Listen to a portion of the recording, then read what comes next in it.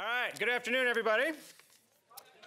So, my name's Nelson Repenning. I am the Associate Dean for Leadership, and it is my pleasure to introduce you to our iLead speaker today, Gerald Chertavian.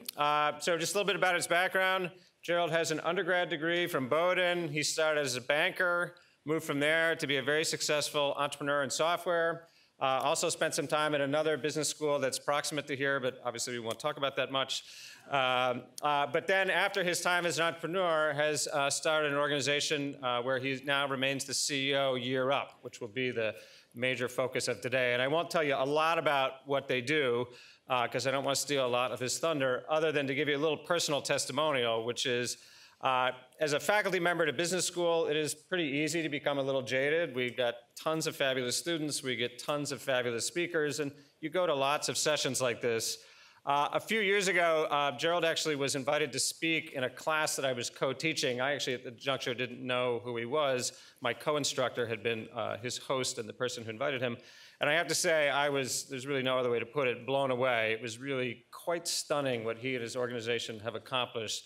And so I think you're really in for a treat in terms of seeing how many of the skills that we teach here, that we think about largely directed towards for-profit kinds of activities, have a much broader potential impact in terms of achieving the missions of the school, in terms of making the world a better place. So thank you for coming today. I think we're in for a real treat. And Gerald, thank you for joining us today. We're really looking forward to having you.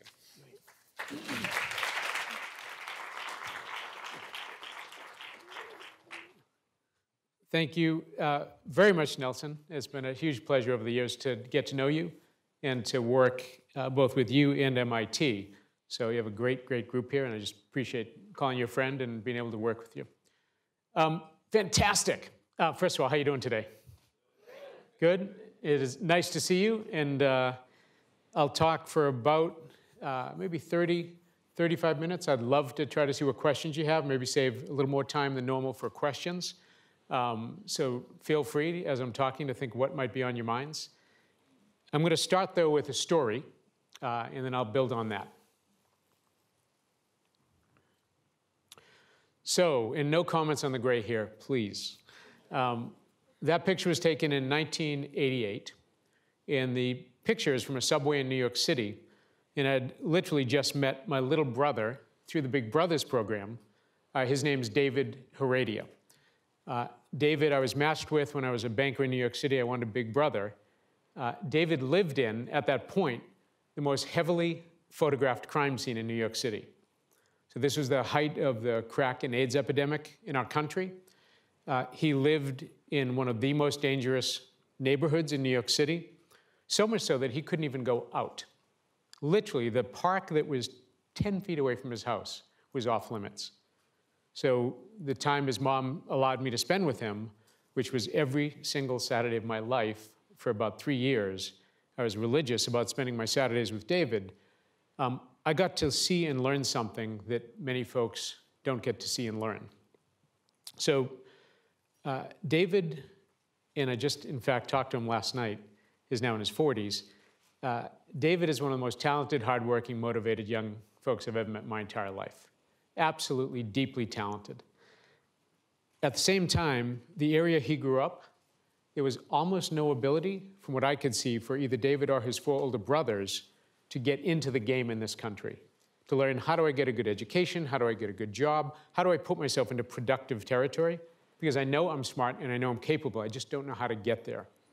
And so it struck me after 3 years of Saturdays that we were wasting, and are wasting, so much human capital in a country where we have no one to waste. I mean, everyone talks about a tight labor market today. We have no one to waste in the United States if we're going to be competitive. Yet, after 3 years, I can conclude pretty heavily that we were wasting human capital. And you know why? For all the wrong reasons. It was the bank balance of his mother, the school system he attended, the color of his skin. Those things were determining his opportunity set much more than his God-given ability. And so when you kind of saw that, especially from my background, I was not as familiar with how did discrimination and racism play in to a young boy's life? How does poverty affect folks in such a deep way when you don't have the money to take care of yourself in the ways that you want to. So I ended up writing my essays to get into that other business school across the river about 28 years ago. I wrote those essays and said, if you let me into this school, someday I'm going to figure out how do you solve this challenge, or the other way around, how do you create an opportunity? So those essays that I wrote to Harvard back in '89, I was blessed to get in and out of the technology industry about 10 years after Harvard. And then when I sold my business in technology, I said, look, I'm now lucky enough that I get to go back to those essays and frankly start an organization that could somehow close this opportunity divide in this country. And so that was the genesis of YearUp that started in 2000. What I didn't realize in 2000 is how big an opportunity this is for our country. Right, you've got 5 million young people between the ages of 18 and 24 who are disconnected from pathways. That generally means out of school, out of work, you don't have more than a high school degree. You think, well, what does that number represent? It's 15% of every single 18 to 24-year-old in the United States today. Can you imagine that, right? 15% of all 18 to 24-year-olds in the United States of America would fall under that description. If you look at communities of color, it's about 22%. So think about it. How are we going to have a democracy? How are you going to have a civil society when 1 out of 5 of your young people are disconnected from getting in the game economically? So I saw that massive challenge. And at the same time, we read about it every day. We can't find the talent we need to run the country. Employers can't find the skills they need. There's a skills gap, and there are a lot of jobs going begging. In fact, jobs are staying open longer today than at any time in the past, couple decades. We're having trouble filling jobs in this country. So you got a mismatch in the market. You have demand for talent, you got supply of talent. They're not actually clearing in ways that help our community and help our country, and frankly, help our global competitiveness. So that macro picture stuck with me pretty heavily. And it's why we started this program called YearUp in 2000 that said, let's work with the most motivated, hungry, ambitious young people in this country who happen to have been born on the wrong side of the opportunity divide and give an incredibly rigorous 6 months of training in both something marketable as well as a set of professional skills. So really active, credit-based training, right? In something that the market will pay you for and the professionalism you need to hold that job. 6 months after you do that, you go into an internship with folks like MIT and Harvard and others, JP Morgan, Google, Facebook, LinkedIn, 300 companies.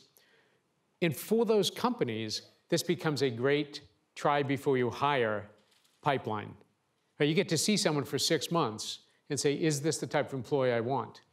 You got to remember, the vast majority of positions we place folks into would never have looked at someone who didn't have a 4-year degree. So the experience of being in the internship allows an employee to say, oh my God, you are talented. I want to hire you. And I'm going to drop the discrimination I may have held in the past that said if you don't have a 4-year degree, I wouldn't even look at you. So that internship gets great experience for the young person. It also gives employees a chance to see talent for truly what talent is. And then our graduates graduate, they keep finishing their educations, right? Getting a 1-year certificate is what we get them, but they need to continue that. They also lift while they climb as they go down. We'll have one of the largest collections of young adults of color rising up in corporate America in this country. We'll have more graduates in this country in 5 years' time than Harvard Business School has graduates in this country. And they're in the best companies in this world rising up over time. The organizing principles for YearUp are all about high support, high expectations, right? And that's about if you have a young person, the most respectful thing you can do for that young person is the most respectful thing you can do is to expect a lot from them, right? We will never lower the bar for our students. We think that's disrespectful, right? We may work with young adults who have come from low-income backgrounds. We may work with young adults who have had some challenges in their lives, but we will have the expectations for them at the highest possible level because we actually know and believe they're smart, capable, and just need that high expectation to succeed, coupled with high support. And I would bet almost any good youth program in the country couples high expectations and high support in ways that enable and empower young people to be their best selves. So We've wrapped a lot of support around this. We have a lot of expectations. As Nelson reminded me, if you're 1 second late to YearUp classes, you're going to lose up to $25 of the $30 stipend you would have earned that day, right? And the clocks are all synchronized. So in our business, early is on time's late, late's unacceptable, right? That's just the way it's organized because, you know, when you go to Fidelity or you go to Goldman Sachs or you go to Google, they care that you're there and you're early and you're ready to work. They're actually a lot less interested in whether the bus was late or the subway was late, right? That's corporate America today. So our young adults learn that from day one. What does it mean to be a professional in this society? So that program, YearUp, which we started in 2000, started just with 22 young people. They had the misfortune of having me as their first teacher, is now served 23,000 young people across the country in 23 different cities, in partners with 300 of the best employers. It says, you need talent, we get talent, and we'll bring that talent to your organization in ways that you can now hire and build much better companies. The growth of the organization, I remember our first year's budget was $274,000. We're now about a $150 million organization. We happen to be the largest youth-serving organization started in this century, and the fastest growing. And you know the reason why? The main reason why we've been successful is our young adults are an untapped source of talent. And as America starts to see young people for who they are and what they can do, as opposed to just your pedigree, right? You get to view talent in a way that says, man, I want more. We place hundreds and hundreds of people a year in Bank of America, JP Morgan, Salesforce, Microsoft, LinkedIn, you name it. Because those companies, when they see talent, say, give me more, because that's going to make me competitive. I'll show you a quick video just to give you a sense of what this looks like in practice. It was from a 60 Minutes segment that we had a couple years ago, just to give you a sense of what this looks like. For the past 2 years, Jay Hammonds has worked in Facebook's IT department. Born to a drug-addicted mother, he was adopted as a baby by a family friend. It was rough, but at the same time, I knew nothing different. For example, I had a cousin who, you know, grew up in the same neighborhood as me, and he went down the wrong path. And a few years later, he was killed. And, sorry. It's okay. At the time, it was just normal, so I knew nothing different. After high school, he tried college, but quickly ran out of money. He says before YearUp, he couldn't even get a job at a grocery store. I thought that would be like a great position for me coming out of high school. And I applied 3 times and never got the job. Doing what? A bagger. And that was the best you could... It was the best I thought of at the time. When he saw a YearUp flyer, he jumped at the chance. You know, you earn money, you get college credits, you know, I get an internship. That was the biggest moment for me because I realized I've had potential and that taking this chance and them taking a chance on me is going to change my life, and it has. It's no secret that Wall Street's image has been tarnished over the last couple of years. I noticed, yeah. But so to what extent is this, not just for JP Morgan, but a lot of the firms, kind of window dressing, showing that we're philanthropic, we want to show civic responsibility? Yeah. I don't think if we want to show it, I think we are civically responsible. We don't want to drive successful people down. You want to get people who don't have the opportunity, you want to give them the opportunity, and hopefully they become more successful. American Express CEO Ken Chenault says Chertavian is filling a gap in the economy. There's a shortage of well-trained people in the fields of technology and financial operations. It's a win for the urban communities. It's a win for the students, and it's a win for our company. We would not be doing this unless these students were active contributors as employees, and they more than pull their weight. Can this be expanded on a kind of scale that would have a real effect nationally? This is a template that I think has demonstrated real success, measurable success. And what needs to happen is the business community needs to become more aware of the success that a range of companies have had. So you saw the young man in the video, Jay Hammond. I was actually giving a speech with Jay a while back in Silicon Valley. It was like 400 people, and YearUp is on time, and it's like 10 minutes before the speech, no Jay. I'm starting to get nervous what's going on, so he hustles in about 3 minutes before the speech is going to start, and he and I are speaking together. And I'm like, Jay, God, it's YearUp, man. You got to be on time here, right? What's going on? And he said, I'm so sorry. I was fixing Mark's computer, and he wouldn't let me leave till I fixed it. So his job is he works for Mark Zuckerberg and Sheryl Sandberg, supporting all of their technology. So he has a front row seat on what's happening at Facebook. So much so that about a year ago, Jay was named as one of the Forbes 30 under 30 in technology in Silicon Valley. And then just recently, 2 weeks ago, Jay was named by Root Magazine one of 100 most influential African Americans in the United States of America, right?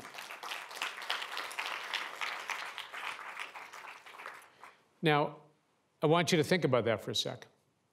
Jay was taken away from his mom, who sadly was addicted to drugs. He didn't know his dad. He was in the foster care system until a family friend adopted him. Facebook actually saw him to be talented, right? They said, regardless of where you may have come from, that is not the definition of who you are. We're going to allow you an opportunity to show what you can do. He's been there for 6, 7 years working with Mark and Sheryl and the executive team, so much so that he's got those 2 awards. Think about Facebook now, right? Wouldn't you want to be the CEO who said, I'm the one who hired Jay Hammond? Right? Wouldn't you want to be the leader who said, I saw talent for who talent was, not just the piece of paper that someone may have gotten, frankly, more by bank balance sometime than SAT score. In fact, the better predictor of whether you get a college degree in America today is your bank balance versus your SATs. Who do you want to be when you grow up in terms of how you see other human beings? But I think Facebook is pretty happy right now, having brought Jay in and seen his talent, to now have hired one of the 100 most influential African Americans in the United States of America. What's going to build our companies for tomorrow? Right? What type of vision is it going to take as leaders to think about who's talented, where talent resides, and how do you assess human beings, what they can do for organizations? So I've been doing this for about 19 years now. As Nelson had said, I was a tech entrepreneur prior to this, and I was a banker prior to that. So I came into this without, I'd say, all the education I needed. I did have my little brother, David, and so that gave me a great deal of confidence because I knew all the folks in his housing development, and I knew how smart they were. So I knew the talent was there. That was irrefutable. No one could convince me otherwise. But I didn't really know much about nonprofits. I was a for-profit person. Was this going to be a good career? What am I going to learn? How am I going to navigate it? I'm guessing a few people in the audience today might be going through a similar thought process around, well, what do you want your career to be? How do you want to have an impact? And so I just want to share a couple of things that, at least for me, have been helpful. As I said, I've been partially educated to be a social entrepreneur. I think I'm probably learning every day, so I wouldn't claim I know too much. I'll tell you what one of the most important things is. If you're going to be in the service business and to look at helping others, you've got to get proximate. The number one thing you need to do, and I would reckon has helped me, is to literally be with those that you intend to serve in authentic ways that allow you to say, not I understand how you feel, but I can at least understand the context that you're coming from. I can understand the opportunities or lack of opportunities you may have faced. I can understand the choices you have made because I've gotten proximate. A great example of this is one of our founding board members was a mentor to a student. And he was having dinner that night with a student.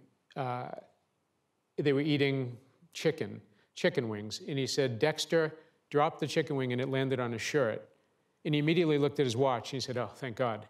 And Craig said, well, why'd you look at your watch? He goes, well, I only have one shirt. So it's now dirty. I have to wash it, clean it at the laundromat, but it doesn't close till 11 tonight. So I have enough time to make sure that that shirt is properly washed and dried for tomorrow. And in that instant, that board member got proximate to what's it like to have one shirt with a collar and button down that you can wear to a professional job. Those instances are deeply important. Some folks have had the privilege of being proximate to things throughout their lives. I hadn't until I met David and spent some time with him and his brothers, real time, in the housing development where they lived. I would argue that, as Brian Stevenson says, I think one of the best speakers in this country, proximity matters if you want to be of service. So that doesn't have to be full-time. Remember, I've volunteered as a big brother for now the past 35 years of my life, but I did a lot of that on weekends. But that was getting proximate in a avocational way rather than a vocational way. The second thing I would absolutely assure you of, if anyone's thinking about this, you can stop having to worry. The nonprofit sector and the social enterprise sector can give you as rigorous, as significant a business experience as any other institution you could ever be in. I meet the most interesting social entrepreneurs today who are actually living incredibly thoughtful lives. The pay gap between the two has come down significantly, markedly. The many institutions are actually offering MBA students relief from their debt as they come out of B school if they go into the social enterprise sector, which is, I think, a brilliant thing to do. But 30 years ago, I think there were paths, nonprofit, for-profit. We see folks coming out of Sloan, HBS, Kellogg, you name it, going in and out, weaving in and out. For-profit, 5 years, they may dip into the social sector, maybe the public sector, but they're not giving anything up. They're not trading off career paths. They're not doing something that is an inability to jump back on a different path. So I think you should go into this with a really open mind. Don't allow those distinctions between for and nonprofit to be the decider. Think about what you love. Think about what you're good at. Think about what's meaningful to you, and you will be successful at it if you follow that as your guiding principle. It took me years of my life to recognize that doing what I really wanted to do in life was a source of happiness, as opposed to doing what I thought other people wanted me to do, which some of you may identify with, having marched out of Harvard Business School myself and failed to get one consulting job or one investment banking job, and then realized I started a tech company, and that was actually what I should be doing, is being an entrepreneur. I didn't have that context when I was in B school as to what actually should I be doing, because I was being defined by other people's perceptions as opposed to your own.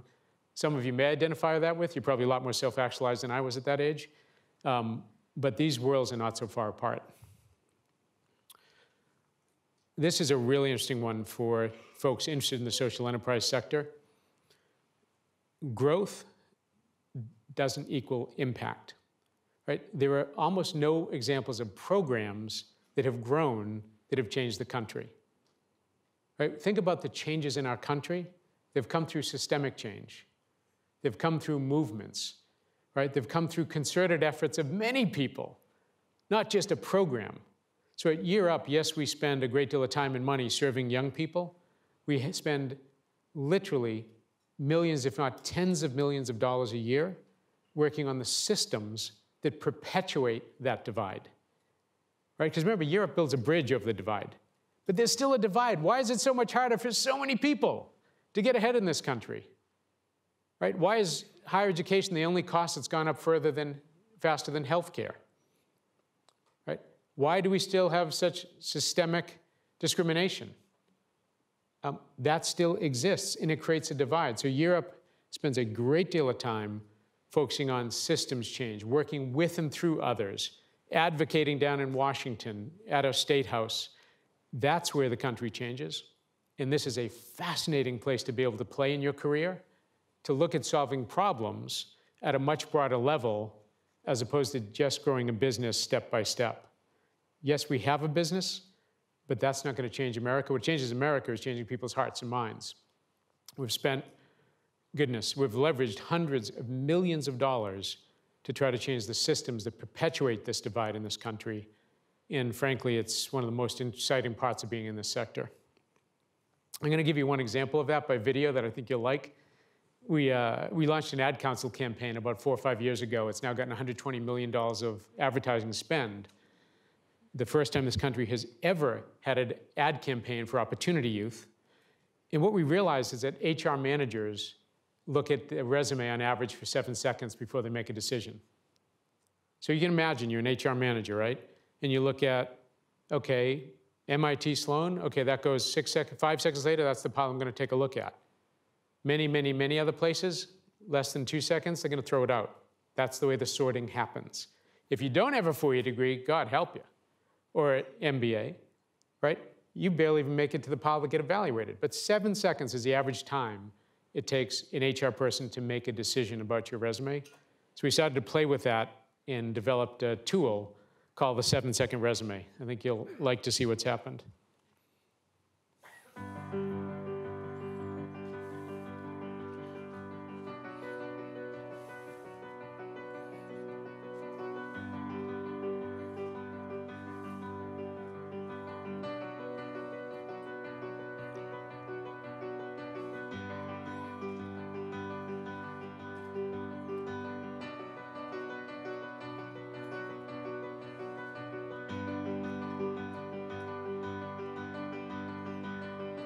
I was living in a shelter, juggling 3 jobs. I had to be resilient. That's something that you can't teach. That taught me a work ethic, initiative, responsibility, and that's what I bring to work every day.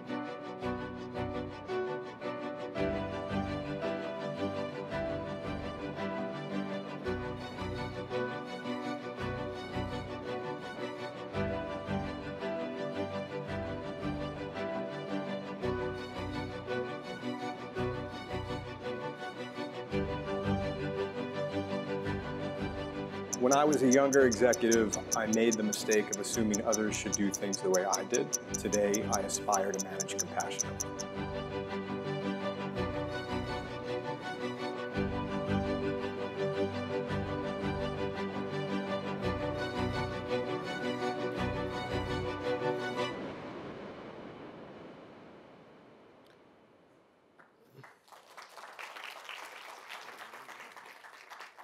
So Grads of Life was a separate brand we established about 5 years ago to try to change the water system, right? As opposed to giving someone fluoride, how do you get fluoride in the water system? So if we could get employers to start to see our young adults as economic assets and to see them for who they are, how do we get around the discrimination that's happening as someone looks at a resume, and if you don't have the right pedigree, you don't even get looked at. We had no idea where this was gonna go. And now literally there's one company who incorporated it as you can't even apply to us for an entry-level job without doing a 7-second resume. It's kind of ballooned out, it's gone viral in many respects. And it's for us kind of one of the things we think about is how do you change the system that prevents so many people from getting in and having a livable wage career in this country? We do a lot of things like that. It's another reason why the social sector is so exciting is it's not just about growing a company. It's actually about changing the world. And a lot of folks here, I think you sit down every day and you get up and you think, how am I going to change the world? And you should, because you're at MIT, right? And if you look at who has changed the world, many of the folks have come from and sat in the seats you sit in today. So for me to say that the world-changing folks will come from here is just factually correct, as opposed to a hypothesis. So as you sit here today and think about how might I be that person to change the world? That's why this sector is so exciting, because it demands people to think at that altitude and to have the courage to try to punch at problems that have defied us from solving for decades and decades. That's a little bit of a background on YearUp, on the work we do. What I'd love to do is just stop for a sec and see what's on your minds, what questions you have. I'd love to have it be a bit of a dialogue if possible. So with that, I'm going to stop kind of formal presentation, see what's on your minds and how I can be helpful. Yes? Can you talk a little bit more about the systems that you're creating to bridge those gaps? Sure. So we think about what gets in the way, right? So educational discrimination gets in the way. So we then had a 2-year project with Harvard Business School to study degree inflation, which is when an employer says you need a 4-year degree to apply for a job, you lock out 86% of Latinos and 79% of African Americans. So I don't think HR directors get up every day and say, I'm going to exclude 86% of Latinos and 79% of African Americans from my pool. But when your automated HR system weeds out resumes really quickly, and you know what it's going to do? It's going to weed out by who has a degree. That's the effect. 86% of Latinos and 79% of African Americans are going to get weeded out. So we did the research that said, is this actually a good thing for business? And we interviewed 600 HR directors. We analyzed a ton of data. And it turns out businesses are costing themselves a ton of money when they say you need a 4-year degree when you don't. They're also getting less diversity. It takes them longer to hire, and the people turn over faster. So we've now been publishing and pushing that data out, so much so that I can name you many businesses who have dropped their 4-year degree requirement for certain jobs. Not every job. I'd like my heart surgeon to perhaps have an advanced degree. But there's a whole bunch of jobs where that is not required, and it's reflexive. And so you think about how you want to change something. Go back to the HR directors at whatever company you're associated with, or indeed at MIT, and you say, hey, where do we do that? Or do we do that? You may be totally surprised that, wow, MIT doesn't do that. You may be surprised to say, wow, we actually require 4-year degrees in those positions? Huh, why do we do that? Just ask why. And the good news is there isn't a good answer for many of them. It's because we've always done it. So I ask every CEO I talk to, gee, do you do that in your company, and where and why do you do it? And the answer is always, I do it because we've always done it, not because there's a business reason to do it. When you think about being part of the change, we had to get the research out and give people the confidence and the courage to ask the question. And we proved business was hurting itself by doing this. That's one aspect of system change. Of what gets in the way, we've identified 3 or 4 things we think we have a bead on being successful in. One of them is around educational discrimination. Yes. Hi, thank you for coming today. My question is around the curriculum around YearUp. So it seems like 6 months of training and 6 months of internship. Can you speak to how that affects the applicant pool who are coming to YearUp, and also how it affects your retention rates? So, and the retention rate is people after they finish YearUp and how long they stay at their jobs. Right. So for the folks who come to YearUp, now they earn a stipend while they're with us. For many folks, deferred gratification is a middle-class concept. So the ability to say, I'm going to invest in today for a better tomorrow, implies a whole bunch of things on Maslow's hierarchy of needs. Many of our young adults don't have the option to defer gratification. So I need to eat today. It would be nice to kind of put that on hold for a couple of weeks. So we have to help young people do both pay-worthy and credit-worthy things at the same time. Or else you can't feed your brain if you can't feed your belly. So for young people coming in, many of them are working part-time, intermittent, kind of minimum wage jobs, but they still are going to suffer some income loss if they now study full-time. What we've done is added in a stipend, which more than offsets the loss they may have experienced in working less hours, or it's really been minimum wage job they may not experience. So I think the 6 months, we try to do it as fast as we can to get someone productive, because without some knowledge, it's hard to go into JP Morgan or Goldman Sachs and hold a job. The stipend helps them to invest in themselves during that 6 months. They're earning college credit as well. But we also have about, 70 or 80 social workers around the country to help young people come in who may be dealing with a lot of outside noise that can push you off the tracks. And that helps too with retention. About 75% of students will make it through the entire year of YearUp. And if you graduate, it's 90+% on average. You're going to earn about $40,000 per year, or continue on in college full time. So we're pragmatic. What is it going to take to go from no income or very low income to a stable, livable wage career? And how do we do that as efficiently as possible? We're looking at models that could even get shorter where possible, And some models can even expand when you need more skill and the employer is willing to invest in it. We chose 6 months and 6 months when we started, but that's probably not forever will only play, because we want to try to be as efficient as we can to help a young person get to a place of a stable income and take care of themselves and their families. So it's, we innovate and adapt and change every single day. I mean, it's the DNA of the organization is innovation.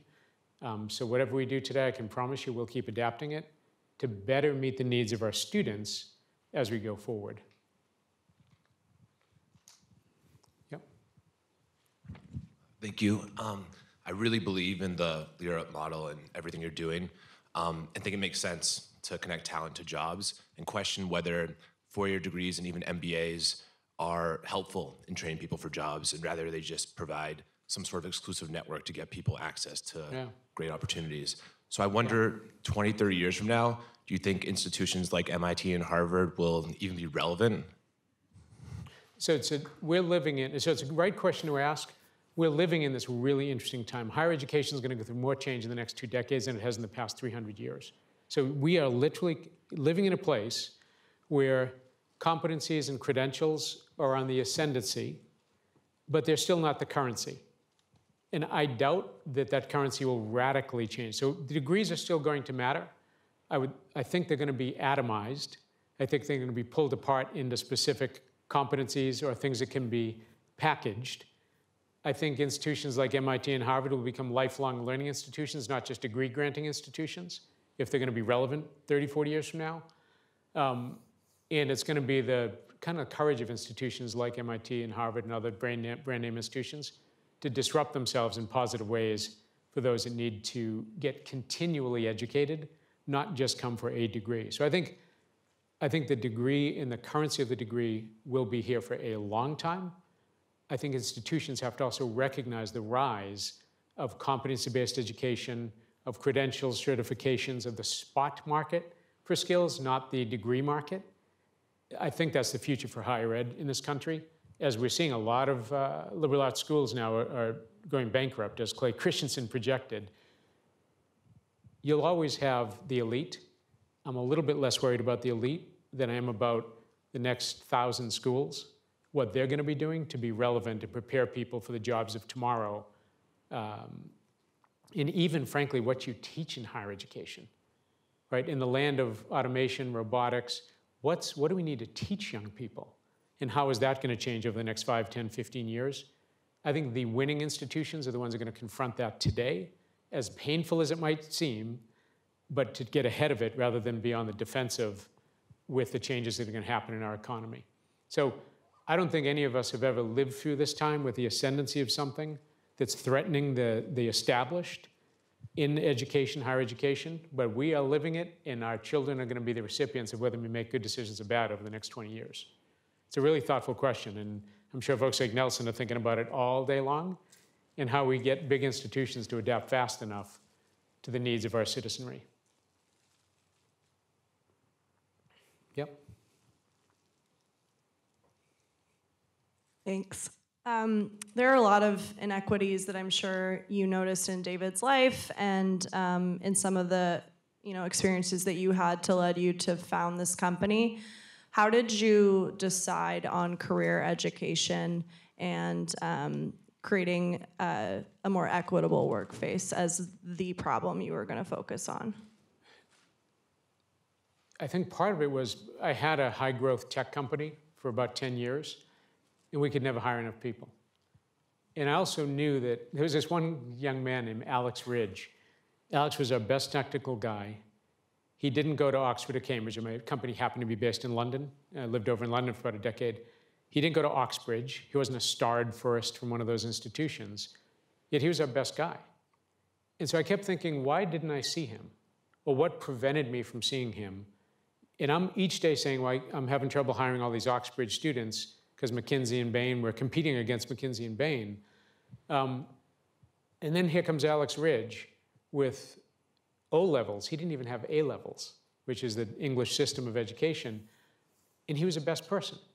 And that just got me thinking, what else might I not be seeing because of my own bias to not see people for their ability and their potential as opposed to their pedigree? And so that stuck with me a lot when I was trying to grow a business and having trouble hiring people. And then David's brother, Willie, David has 4 older brothers, Willie, Julio, Carlos, and Edwin. I remember the day Willie out-argued me so convincingly that I was like, you should have gone to Harvard Business School, not me. I mean, I was like, you are way smarter than I could hope to be. And here's a young man literally walking over like crack vials as he goes out of his apartment. And it's like no ability to see what he could do, yet he was so deeply smart. And I kept thinking, God, that's crazy. I remember the day his brother Carlos called me and said, how do you fill out a job application? I have no idea. And I'm thinking, man, and these are really talented young men. If you look today where they are, Carlos just produced an off-Broadway theater musical. David has been in the New York Times, NPR. Black Media just bought his animation series on Heroes of Color. I mean, he's done so well producing educational content for a more diverse society through his animation.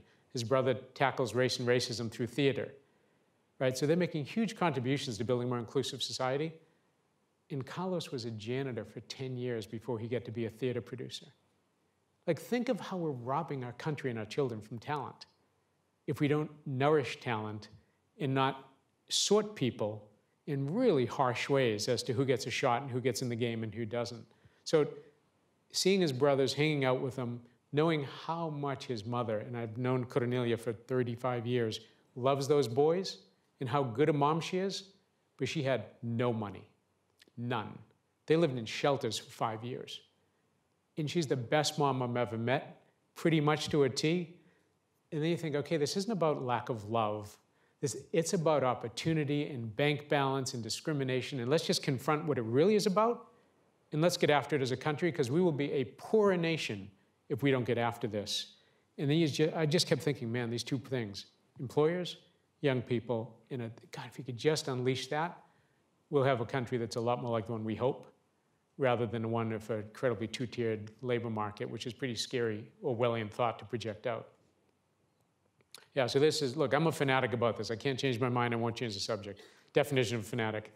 The other thing, I happen to benefit from 23,000 young people I've personally met who I've now seen rising up across this country.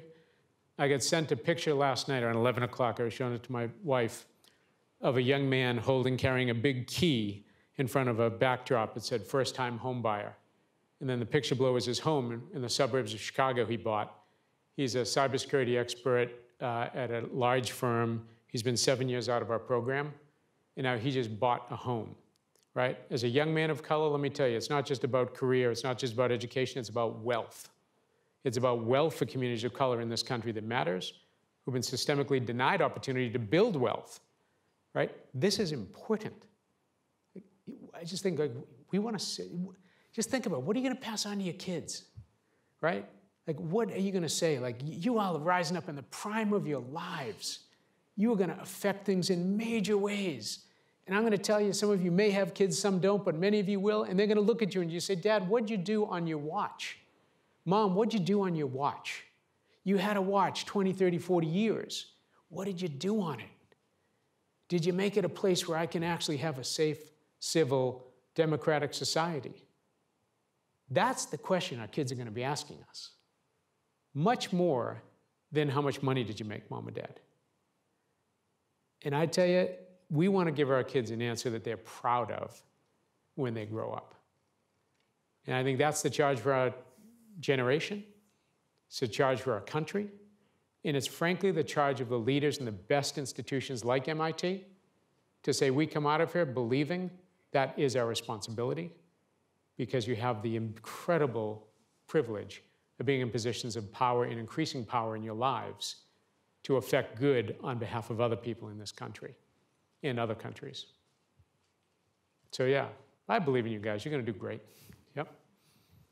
I'm cheating a little because I already have the mic, but could you speak maybe a little bit to the opportunities that you either took advantage of or now perceive as missed in that 10-year window prior to starting an organization specifically towards this goal. Maybe some of our students aren't going to be in the HR department or at the top of the leadership making these big decisions immediately out of the gate. What day-to-day things can they do to kind of further these? Yeah, it's a great question because not everyone's going to do what I did and go start a company.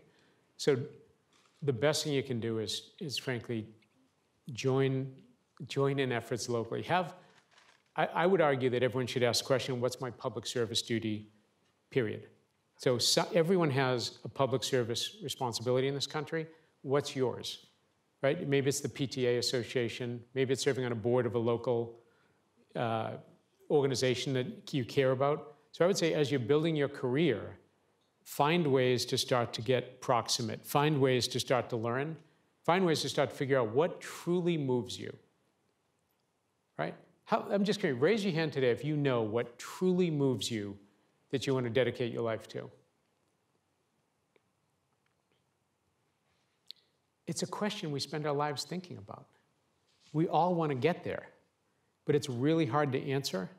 And it's not a light switch, it's not on or off. You figure out your calling in life, your meaning. So that if you can just kind of start to get involved in different things you think I might be interested in that, let me try to volunteer. Let me try to get involved. Let me serve on a board. You know, in your 20s, your 30s, I think that allows you to turn the dial from taking to giving much more naturally from a position of cognizance rather than hope. Like, I kind of know what I want to do. All I can tell you is everyone has got a dial, right? You got a dial. Take, give. I would argue when I came out of Harvard Business School, $100,000 in debt, I needed to take. I needed to take a lot because I was broke. I knew Sally Mae better than any other woman in this country. And so I needed to get stable and make money. And there's nothing wrong with making money, and there's nothing wrong with getting stable. And I knew I first needed to get stable before I could even begin to turn the dial in the way I wanted to. So there are a lot of parents who send their kids to me about, hey, talk to Gerald, he'll get you to be a social entrepreneur. A lot of times I tell them, look, if being stable and taking care of your own children matters, then go get a good job and a career and build your skills, but be volunteering heavily. And maybe someday you want to turn the dial more, but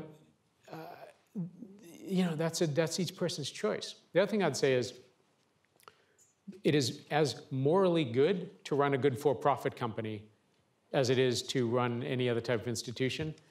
My tech company, we made 40 millionaires out of 120 people because we gave away equity to everyone. The secretary made $100,000. The security guard, Troy from East London, made about $100,000 because we took 20% of our equity and said, you know what? Everyone worked hard for this, not just the people who technically own the company, and we distributed that equity across the company.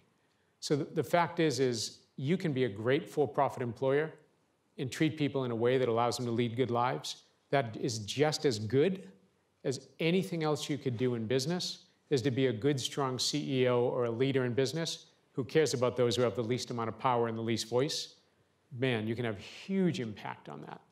So I think there's a lot of things you can do as opposed to end up like I am at this one end of a spectrum. A few people may get there, but more of the effort will come from folks in that middle, I would argue. Maybe just last question, I'll finish up. Someone didn't ask a question? I'll just go to someone. Yep. Sure.